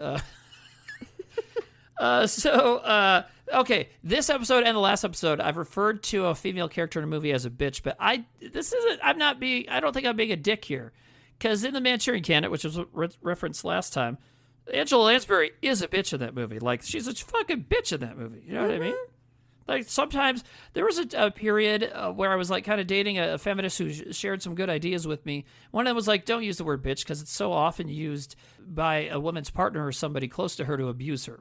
Okay, that makes sense. But eventually I'm like, okay, but like there are people who are a bitch though, A lot of times they're dudes. But, there's a lot of bitches out there who are dudes. Man, bitch. But sometimes a female character, thing is a bitch. And this woman really is, right? Like, she sucks. She's a fucking cunt. Yeah, there you go. Really getting into it. Like, anyways. Really mean to that man. Yeah. So she's taken off. Dexter was going to meet up there to play chess. So then he goes there telling Henry, like, oh, my God, all this stuff. And Henry's like, okay. Well. Yeah. And he's like, So then he goes and gets some kind of fucking pills. I'm assuming it's his wife's pills. Or no, it's probably his to put himself to sleep so he doesn't have to listen to his fucking wife. Right? Yep. Can you just imagine, like, trying to go to sleep and she's there just God. You're so shitty. You're even shitty at falling asleep. I don't even like your dick, or whatever she says. She definitely doesn't say that because that's a weird thing to say, but she says that he's bad in bed. Anyway, so he takes one of these pills, sleeping pill, we assume, and he spikes Dexter's drink. Dexter falls asleep. So Henry writes this note to his wife, and then he leaves Dexter in his study, locks the study, right? Then he leaves the note somewhere else for his wife to find. And the note says, like, Dexter, like, assaulted a female student. Yeah, and she's like crawled under the stairwell, and she's all curled up. Yeah, so I need you because you're so good at helping. Or whatever he says. It's a total lie. Yeah. You're so helpful. I need you to come to the university and help me, with this. So, and that brings up an interesting point, right? So we do see early in the story, Dexter is flirting with a younger student, it seems like, and he's being a little creepy with her, right? Mm-hmm. However, it might have not been the case. It might have just been, he's like, okay, I'll see you later to study, right? And so it could just be Henry seeing that and using it. But I'm thinking maybe the guy was kind of fraternizing with the students. But so, yeah, then he goes there and kind of sets everything up. He cleans up all the blood, and she stumbles in. Here, you know what I love? What does she bring with her, did you notice, when she comes to the university? What did she bring with her? Her drink from home in a glass. And I fucking love that. Have you ever done that? Like, I know you don't have a car, but have you ever, like, left your apartment to go somewhere and you still have, like, a glass that you were drinking in your house, in your hand? I've, like, left a bar. With the drink in hand? And been like, oh. Yeah. Now that we mentioned that, I feel like I've been with you when you did that once. I've definitely been with you. I'm sure I've seen Trevor do that. I probably did that. Shit. Whatever. Like, I paid for it. I'm not done with it, but we're leaving. We're fucking ne'er-do-wells, Anyway, so and I've done that, not with booze, but like a glass of water, right? I'll be like in my van about to go somewhere and realize I've put just a fucking open glass of water in my cup holder. That's weird, right? Like, that's not a thing you bring with you, So, and she's doing it because she's a lush, So, this is the longest story, by the way. This is like a full half hour, I think. Mm-hmm. But it's good. All of these stories are paced well, I thought. They all have a good movement to them. And this one never felt long at all. But so, he starts telling her this bullshit story. And then what happens? What's happening to all these dudes in all these stories? He starts having a maddening giggle. She's like, and she's right in this situation. Why are you laughing? Because all she knows is that there's a poor young woman who's been, like, physically and sexually assaulted, probably.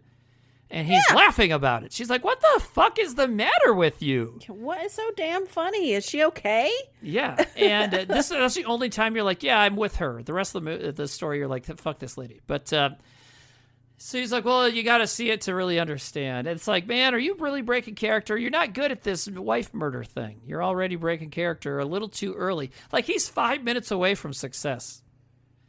And he starts breaking character. to the point where he gets her to the crate, and then he just pushes her in. The charade's going on long enough, I guess. He just pushes her towards the crate. Yeah, and then she's just like, what the fuck? What are we doing? Nothing happens. Nothing. I actually thought the story was going to, like, end there, and I actually thought he was going to get eaten. Yeah, I couldn't remember. I thought that, or maybe he was going to kill her. Oh, yeah. Because he could have, cut her up. Damn it. Yeah. Maybe it only eats men. Yeah. Because it's only eaten men so far. You're right, yeah. It's survived for hundreds of years off eating dicks. Yeah, I don't eat cunts. I eat dicks. Oh, my God. I don't eat drunken cunt lady. But then we find out that's not a good theory. That's because not. He pops out and eats her. When he's pushing his wife towards the monster at the end, do you remember what he's saying to it? Poison meat! Have some poison meat! God, what a dick! But, I mean, he's right, it's so good. The shitty wife in that is named Wilma. I don't think I've ever known a Wilma, have you? No, a Wilhelmina, but never a Wilma. You knew a Wilhelmina? Okay. Yeah. The only Wilma I ever have known of is from Flintstones. So, and then Henry doesn't use the collector padlocks. You got to hang on to those. He uses normal new padlocks and shuts up the box, and it's trying to get out of the box, but he gets it and he puts it in the trunk. This thing has killed 3 people, and you put that little rinky-dinky, teeny little lock on there? Yeah. No. We know, but why does he think that it will work, So, and there was a jump scare that got me. The padlock at the end, like he's padlocking it right as the beast tries to get out of the crate thing. There's a little jump scare there. His little hand starts to come out. Mm-hmm. I don't know. I wasn't scared by anything. No. Really. Well, you're braver than me, okay? Rub it in my face. Everything was cool. Rub it in my face. It's cool. I think it's also because I'm watching, I'm watching Columbo, and so I'm just like... One more thing. When you lock that monster back in the box, are you sure you used a strong enough padlock? Anyways. So he gets, he puts it in his car, and he drives out to the quarry and drops it in the quarry in the water. The quarry. I went, how do you not know this thing? It's obviously strong. Yeah. Right? Yeah. It's a bad plan. And then he just goes, and he goes back and plays chess with Dexter and explains the whole thing. And Dexter's like, okay. And he's like, well, what if I would have said something? He's like, well, you said you're not going to. So it leaves their friendship at an interesting point because it's like, okay, probably what's going to happen is Henry's going to kill Dexter at some point. Mm-hmm. But now he's going to have to do it. Yep. Because he says, like, well, I didn't do anything. Because it was the monster, technically, How's he explain his wife being gone and like the other 2 people missing? Yeah, and I didn't do anything. Okay, well, you lied about a sexual assault. You drugged your friend. You kind of assaulted your own wife. And yeah, all these things are missing. You also polluted the water with a monster. So come on, But yeah, they're left at a very weird point in their friendship. And then, of course, here's another one that ends with an apocalyptic situation, if you ask me, because the monster gets out of its box. My gosh, and it's got 3 people in its belly in a short period of time. How many can it fit in there? Totally. That's why I said it was apocalyptic. Like, if this thing gets out, it could just fucking kill everybody, It's going to eat everybody. Maybe it can have babies. Yeah. Like maybe if it eats 20 people, then it can poop out a baby. Like Yoshi in Super Mario World, You eat enough monsters when you're riding Yoshi, it poops out an egg. Yeah. And then your friend can have a Yoshi. So this guy's like a furry Yoshi with claws. A little one of them. Oh my God.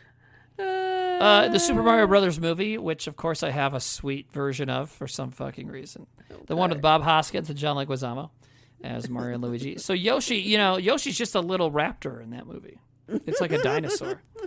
It's a very strange movie. Not nearly as bad as people would have you think, though. It's not that bad. It's not. It's kind of fun. And you know what? There's a shot early on where they pass a deli called Penny Bridge. And so if you walk kitty corner from Penny Bridge, you get to the St. George Hotel, which is where I lived when I first moved to New York, and that's where I met Zach and Trevor and Sam and a bunch of other people that I'm still friends with. Where recently the whole front of the facade just fell. Did you see that video? Oh, that's right. Yeah, that was St. George Hotel. Yeah. That's right. Holy shit. Really good pastrami sandwiches at just cold, but good. They just did Boar's Head pastrami, but it was on good bread over there. I just remember we'd be over at St. George drunk and be like, I could fuck up a penny bridge right now. And we would. It was great. So the beast is out, and we're all going to die. That's how that story is. Thanks, dude. Yeah. This is that whole thing of like, and we've said this many times before watching other movies, it's like when there's a lock on something or like a door is closed and it says like, don't open it, don't fucking open it. Yeah, especially when it says it's 147 years old or whatever, and says it's from the Arctic, and it's hidden away. Let's just leave it alone. Leave it alone, or let's call the Superman? some authorities. Superman. Just call Superman. He would handle this shit. Let's talk about Superman every episode instead of Batman. Let's move on. So that story's over. Then it goes to the last story, which I really like. How do you like this story? This was very Twilight Zone, this episode. Mm-hmm. Very creepy. It's called They're Creeping Up on You. But it is. I mean, the thing is it's called Creepshow, and they fucking nailed it. Sometimes you see a movie, you're like, why was it called that? Nope, this is a creep show. It's a show of creepy things. There you go. They are showing us many creepy situations. So. Well, this very creepy, racist white man. Mm-hmm. Good Lord. Very rich. He's some sort of head of a company. And I had to look it up. It's mysophobia. Basically like germophobia, but it's having like a fear of like being contaminated by things. Yes. Yeah. So it's not necessarily just bugs. That's why everything in there looks sterile. Yeah. He lives in like a sterilized, clean like vacuumed apartment. Yeah. His door is like vacuum sealed, like a vault door kind of thing. He's got even a clean room within his clean room. He's got, a garbage thing that just sucks the garbage down and presumably burns it. And everything is like controlled. And he's got all these computer systems and stuff. And he's basically Howard Hughes. I mean, that's obviously the influence here. That's really what happened to Howard Hughes towards the end of his life. And he was rich and very OCD and stuff. And the thing is, obviously it's okay to be hypochondriac, or what'd you say, misophobic? Mysophobia. Or have OCD, which I think is going on with all these things are going on with this guy. Obviously, we're not going to judge anybody for having that. But don't be an entitled asshole, because this guy is definitely that too. So when we start this story, he's killing a roach, right? And he's pissed off that there's even been one roach in his apartment. And so he's trying to find somebody to yell at, like the superintendent of the building or something. So one of his employees or assistants or somebody calls him, trying to tell him something important. And he just keeps going on about being clean and stuff. And the first person he's talking to is named George. And I love at one point when he's talking to Upson Pratt, the rich guy. So when Upson is talking to George on the phone, Upson eventually brings up roaches. And you hear George go, oh, no. Because this conversation's been had 100 times. And now he knows where this guy's going with the fucking roaches again, So it made me think, too. I went, are there roaches? Yeah. Is this guy thinking he sees them? Right. I wrote down, is it even possible to completely rid an NYC building of roaches? Like a New York apartment building. There's no way. No. Every single building in that town has a roach in it, at least one, right? It's got to be. Yeah, I mean, I lived for 5 years with an infestation of roaches. I used to be so frightened and icked out by them that it got to the point where they became such a part of my everyday life that I would just see them and hit them with my fucking hand. Jesus. Wow. Because they were everywhere. Would you wash your hands after? Oh, yeah. Okay. Because the last episode I talked about jerking off and you asked me if I washed my hands before I ate. It's like, well, yes, but I really hope you wash your hands after you smash a roach. So, okay, good. Well, but Nicolas Cage ate a roach. Yeah, he did. Yeah. Remember we Did he rinse out his mouth, I wonder? I don't think he swallowed it. Because he's chewing on it. It's in his mouth. That's enough for me. Ugh. He's chewing. Maybe he's not chewing yet, but he's chewing. And then his face turns away from the camera, and then it cuts. So, yeah, I think he spit it up. But there's a lot of roaches here. And apparently I read that Tom Savini, who's, in charge of makeup and effects and stuff, he said that when there's a lot of roaches later on in this story, that some of them are just like nuts and raisins and stuff. I read that too, because I that wanted funny? to see how many they had, and they got them from like a local, what do you call it? A bug collector. Conservatory or Entomologist. An entomologist. It was 20,000 Yep. in the last scene. Yeah, I just read that too. Okay, yeah. That was crazy. Oh, they're from the Museum of Natural History. Yeah. Okay, so Ray Mendez and David Brody, entomologists with the American Museum of Natural History, provided 20,000 cockroaches. That's oh a my lot. fucking God! And I say that as someone who has roaches in his house on purpose to feed to our lizard. Yeah, But that's I a was gonna total different say. situation. They're not these roaches. No, you have like the itty bitty, like No, little they can get to the size of a cockroach. You know, like 2 inches or so. But they're technically beetles, and they're not like it's not quite the same thing. But they do look like roaches. You know. So. I like that the whole place was sterile, but Mm-hmm. then you had the big jukebox, Yeah. which I thought was interesting. Yeah, and it's all automated and stuff. You know, he had everything so that no other humans would have to be involved. And every human he interacts with, he's a complete asshole to. Because the first guy who goes, oh, God, when he starts talking about the roaches, he eventually gets his point across, which is that the company Upson owns had acquired another company, and that the head of that company had just killed himself. Mm-hmm. And then shortly after that phone call, the wife of that guy calls, and he's a real fucking prick to her. Yeah, he's not very nice. He's Yeah. like, he doesn't even give a shit. No, he's like laughing about it. Yeah, she's like, you motherfucker. Yeah, and he kind of starts saying this on that phone call about how he has a bug problem, right? And then he starts kind of referring to everyone as bugs. And he's looking out the window at New York City and be like, they're all bugs, you know, that kind of stuff. Oh, yeah, he's always had to squash a bug. Yeah. So, Yeah. asshole. But referring to people like that. And so then he tries to get, like, the maintenance guy, Mr. White, to fix... He was telling that guy, like, you have to have the fumigator guy here in like 30 minutes, no less than 30 minutes. And he's like, well, we got something downstairs going on. But I love the shot of just his teeth Yes. in the little window. Yeah. That was really cool. Like, okay. That's right. He talks to the superintendent who's in Florida, and he's like, how dare you go to Disney World with your family? Because I have a roach problem.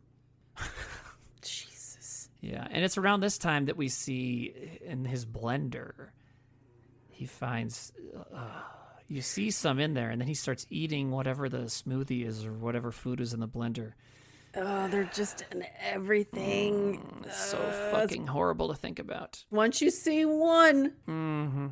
And so that's when he gets the handyman to come up and to call an exterminator, and the guy's like, yeah, sure, whatever, dude. Because he knows that this guy is stuck in his room, like, what the fuck is he going to do? And you kind of start to think that everyone else in this guy's life just kind of sees him as a joke, you know? Even though he is a rich guy and their boss and whatever, they're kind of like, yeah, okay, whatever, buddy. Which I think is kind of what happened to Howard Hughes, too. Yes, it's eccentric, racist, rich white man. And, you know, this is the only story in this movie without, like, a big monster guy. Because, you know, you had the thing in the crate, you have the wet zombies, you have the dad wants cake zombie, and then you have the thing that Stephen King turns into. But the only monster in this one is Pratt. He is a fucking monster. Pratt is a big fucking brat. And actually, you know what? He's a Pratt. That is a British term for, like, an asshole. Is it? Mm-hmm. Well, So holy shit. I thought I'd heard it in some a song or something once. I looked it up. Yeah, it's an incompetent or stupid person, derogatory. It's also informal, referring to a person's buttocks. So there we go. Upson Pratt is a fucking Pratt. But and so this one, it's almost possible to happen in real life. But there is one thing that would not happen in real life anymore that he mentions at the beginning. He talks about how much he pays for rent at his penthouse. Do you remember what he says? It's 1982, keep in mind. He goes, I shouldn't have to deal with bugs at my $3,200 a month penthouse. I'm like, fuck, dude, do you think my old place, Shandy, that we used to hang out at, you think that place that might even be $3,000 now? You know what I mean? Dude, there's My like old place in Greenpoint? studios that go for that now. I'm sure. God, isn't that funny? One little room. Mm-hmm. Also, I want to say Upson Pratt is a great name. It's so good. His hairstyle is amazing, too. Yeah, it is. He looks like Wolverine, but with a bald spot in the middle. But yeah, so obviously he starts seeing roaches everywhere. And at first he tries to convince himself, that's happening a lot in this movie too. The other rich asshole, Richard from the Beach Story, he's trying to convince himself that something's not happening too, right? And so now we have the other rich asshole, Upson Pratt, convincing himself that, it was just the same roach. I only dazed it with the spray. It's still alive. Oh, yeah. He's just following it around because they're super hard to kill. He even says that. They are, yeah. But then he notices, that they're in his food, and they're in the cereal box, and he just starts noticing them everywhere. And I've never been told by a mental health professional that I have a phobia, per se. But I don't like... I can look at bugs. I don't like looking at a lot of bugs crowded together. Do you know what I mean? Like a pile of roaches, which is what happens right here, So I can't. It's creepy. Ugh. I one time told that to a girl when I was like 10 years old, one of my friends in class. I don't like looking at little things piled together. I think there is a phobia for that. I'm sure there is, but I don't know if I have it bad enough that anyone's ever told me. I probably never told my therapist this, but anyways. So you would have never been on like the X Factor. They had a lot of episodes where you would have to like lay in a tub and they would just like put bugs all over you. No, and one of those shows involved meeting Joe Rogan. So, Fear Factor, but that was before Fear Factor, X Factor. X Factor's like that? That's one of those stupid singing contest shows. Oh God.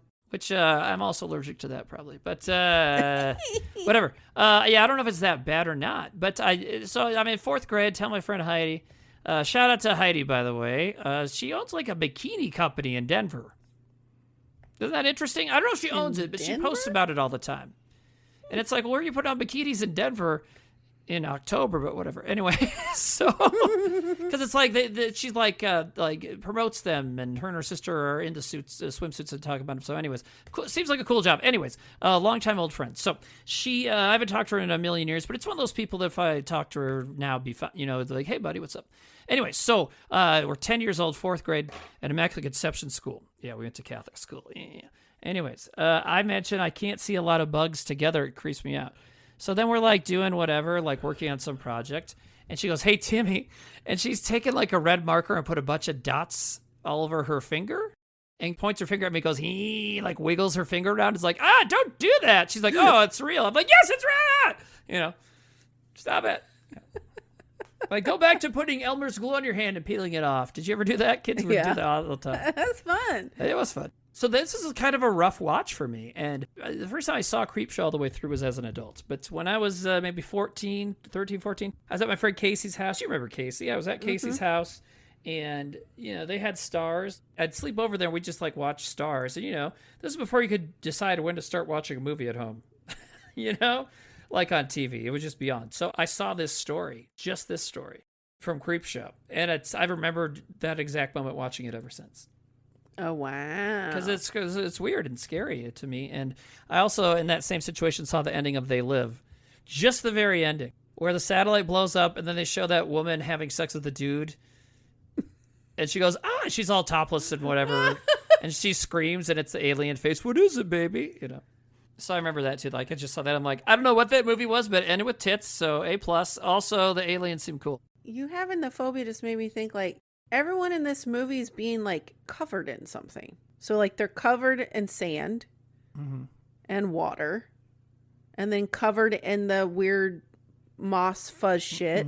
Okay. And then the guy's covered in dirt coming from the grave. And now this guy's covered in fucking bugs. Yeah, I think the crate one, nothing like that happens, but that's it. But the thing's covered in furry. Okay, I'll give you that, sure. Yeah, that's interesting. Different elements. Yeah, there's a few different themes here that are interesting. But so this is a very simple story. So obviously we know where this is going. Eventually, tons and tons and tons of roaches show up, different sizes, different species. At this point, I bet there's some dubia roaches in there, So Roy would love this fucking movie. But anyway, she'd be like, that was great. It's like when you and I see a really good cheeseburger commercial. Paris Hilton, remember? She had that commercial where she was like hot in a bikini eating a cheeseburger, right? So this story is like that for Roy. Anyways. Oh, this is great. This looks delicious. Anyways. I've successfully mentioned Paris Hilton and bikinis twice for some reason. Good job. But yeah, so roaches are roaches are roaches. They're everywhere. They're in the jukebox, on the computers. Oh, God, it's so fucking gross. And then he, like I said, he has a clean room inside of his clean room. You're not getting inside of here. Yeah. Oh, God. And he's like, hey, I'm going to fire everybody. Yeah, he's like, oh, another fucking outage. Mm-hmm. And so he's like, I'm going to fire everybody. That shouldn't be happening to me. And then he calls that Mr. White guy back, the maintenance guy, who's a black man. And he's like, get up here, help me with these bugs. He's like, oh, you need help, you honky bastard, or whatever he calls him something honky, which he totally deserved at that point. He's like, you fucking honky bastard.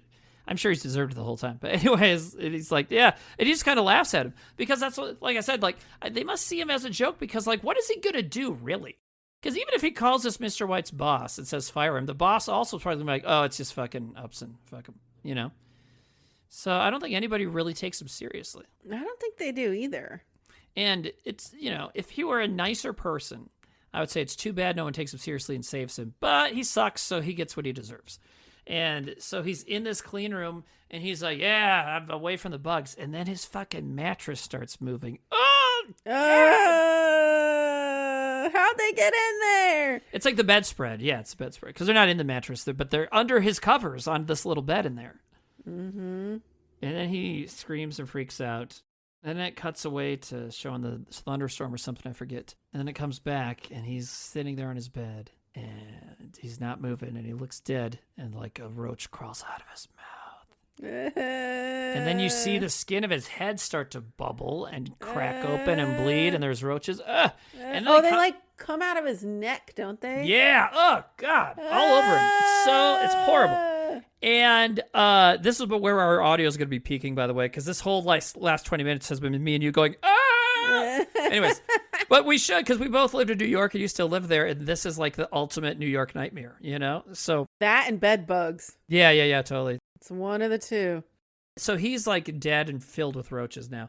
And then they cut to this further away shot that's just amazing. That's probably where they had raisins and nuts, was in this shot, right? Because they cut to a farther away shot of this glass clean room, and you just see that about 3 or 4 feet up from the floor is just all roaches. Roaches. Yeah. Oh, that's God. the 20,000 roaches. Yeah, 20,000 roaches. That's probably where they put some raisins or whatever Tom Savini talked about too. You know, like I was wishing it would have said how long it took him to set that up. Like, how long does it take to set up 20,000? I don't think you set them up. I think you just like put Dump the them tube out? in the door. Yeah, like get in here, guys. Ew.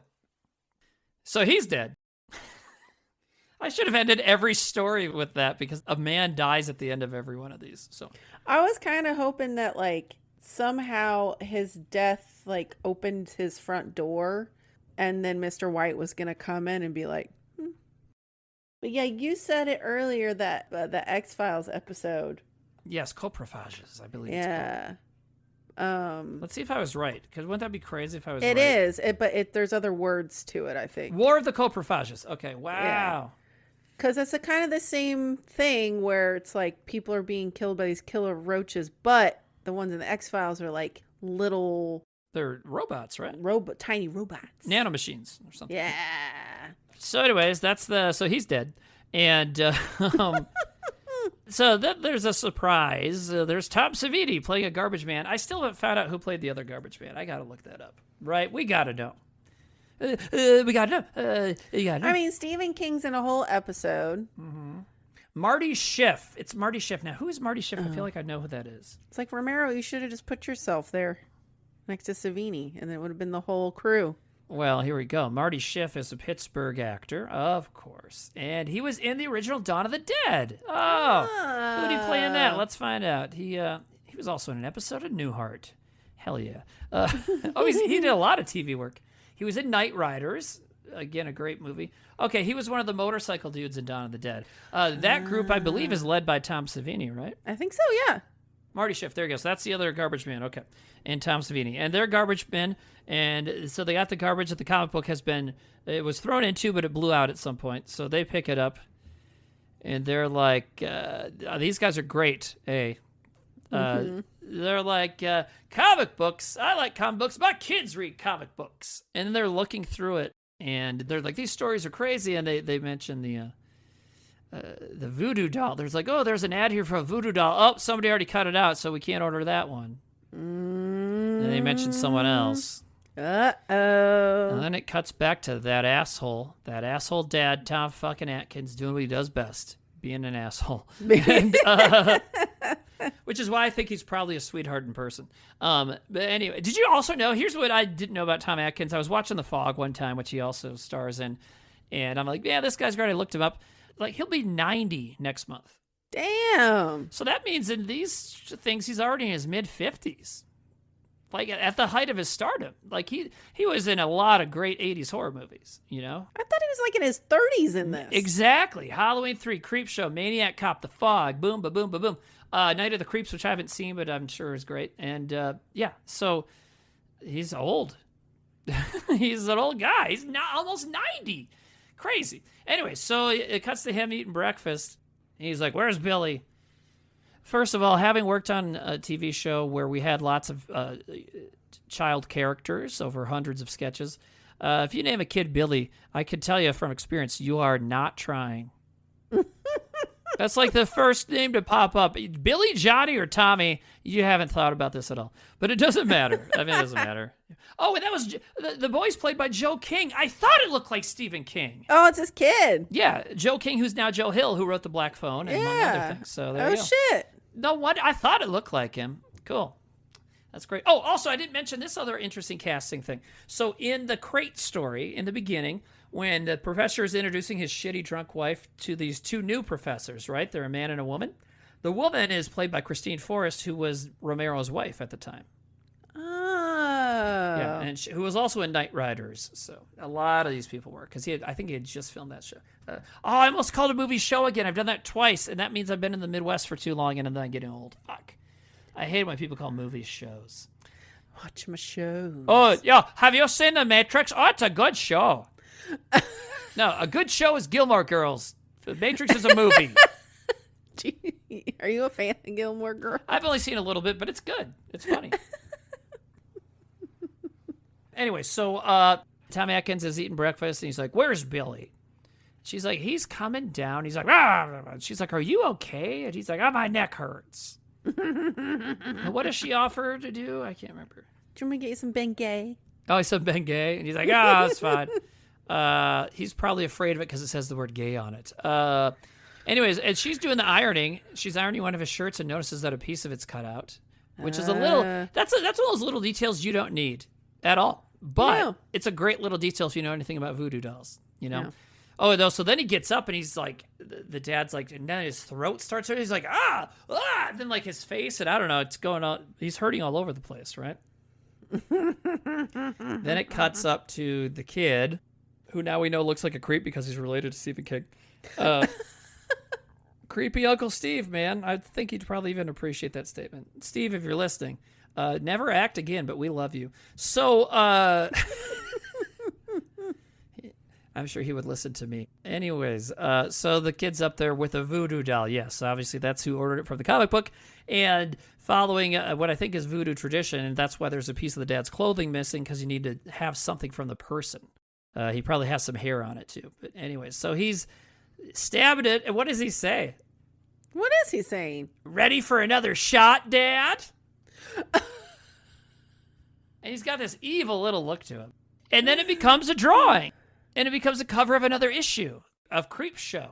So cool. So I wrote down, like, the story of the kid being mad about his comic book is also in the comic book. That's awesome. I'm like, oh, man. Like, I would see those little excerpts, like, to buy things in the little comics I would read. Yeah. Like, what were those little, sea monkeys. The sea monkeys. Yeah. I got those. Did you ever get those? No, I never ordered them. One of my siblings might have. I just always love that concept of, like, being a little kid, using whatever money that you have to order this thing, and it works. It fucking works. X-ray glasses. Yeah. And, the whole get muscly to impress girls at the beach, that kind of stuff, which the garbage men look at one of those in this. But yeah. But, and that's the end of the movie. That's great. It's so good. It's such a good thing. I mean, it is. You wanted, like, good October vibes. Creepshow fucking brimming with spooky season vibes. Hell yeah, because they're not necessarily scary. Well, some of this is scary. The concepts are. Yeah, the bugs one scares me. There's a lot in the Burying in the Sand one that scares me. It's scary. Yeah, well, that was good. Do you feel like we got it? I feel like we nailed it. We talked about it. I think so. Cool. Oh, you know what? I brought my laundry in to fold it while we were talking. You know how much I got folded? None. I didn't do it at all. Just throw them on the floor. I can do that for myself, but I'll fold my daughter's clothes, you know. Yeah, there you go.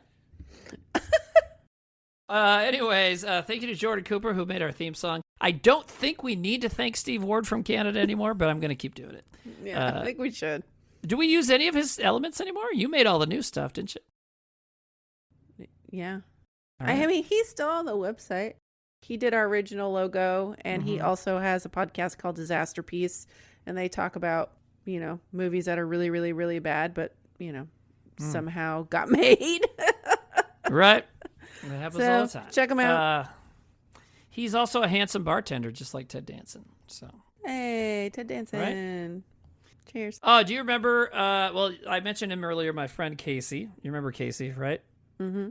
Okay, so you know that after Whitest Kid shows on Sunday, sometime we go to Rafifi and hang out there way too late. Oh yeah. So Casey and I were getting drunk, right? And we had both gone to a summer arts camp when we were kids, which is just a day camp, but you learn different things. You learn about sculpture, poetry, acting, and dance. And so we learned some like ballet practice moves, and like one where you walk across the room without using your upper body at all, like not moving your upper body and just using your legs to walk. And it's a way to warm up. And so we were doing that because, you know, Rafifi was like closing, so they moved all the tables and chairs out of the way. So it was just this long room. And so we were walking, and they were like, hey, man, we should start a dance-based sketch group called Ted Danson, as in DANCIN'. That's fucking genius. Dude, if you ever decide you want to dabble into being a drag queen, that'd be your drag queen name. God, that's a great drag name. Yeah. Ted Danson. Ted Danson. That's funny.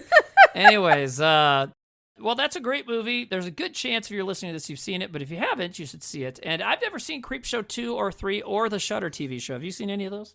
I've seen some of the Shudder TV show. It was good. Is it good? That's what I've heard. Okay. It's not. It's a kind of totally different thing in a sense of like, you know. Well, the stories are longer, right? Isn't it like a whole hour for each one? Yeah. A lot of good actors in it. We didn't really mention him by name, but the guy who plays the husband in the Crate episode was Hal Holbrook. He's a great actor. And a lot of good stuff going on in this movie. So anyways, you should watch it if you haven't. And lay it on us, sister. Please follow us on social media. We're on Instagram at Earnful of Popcorn. That's URNFULLA Popcorn. You can go to our website to listen to the episodes at earnfulofpopcorn.com. Listen to us on Spotify, Apples and Tubes. I like how you always say that. Oh, isn't it cute? It's adorable. And listen to us. Learn. No, don't put that on us. Listen. Learn. Unlearn. Listen, live, laugh, and love. Listen, unlearn. Hate. Boobs. Yeah!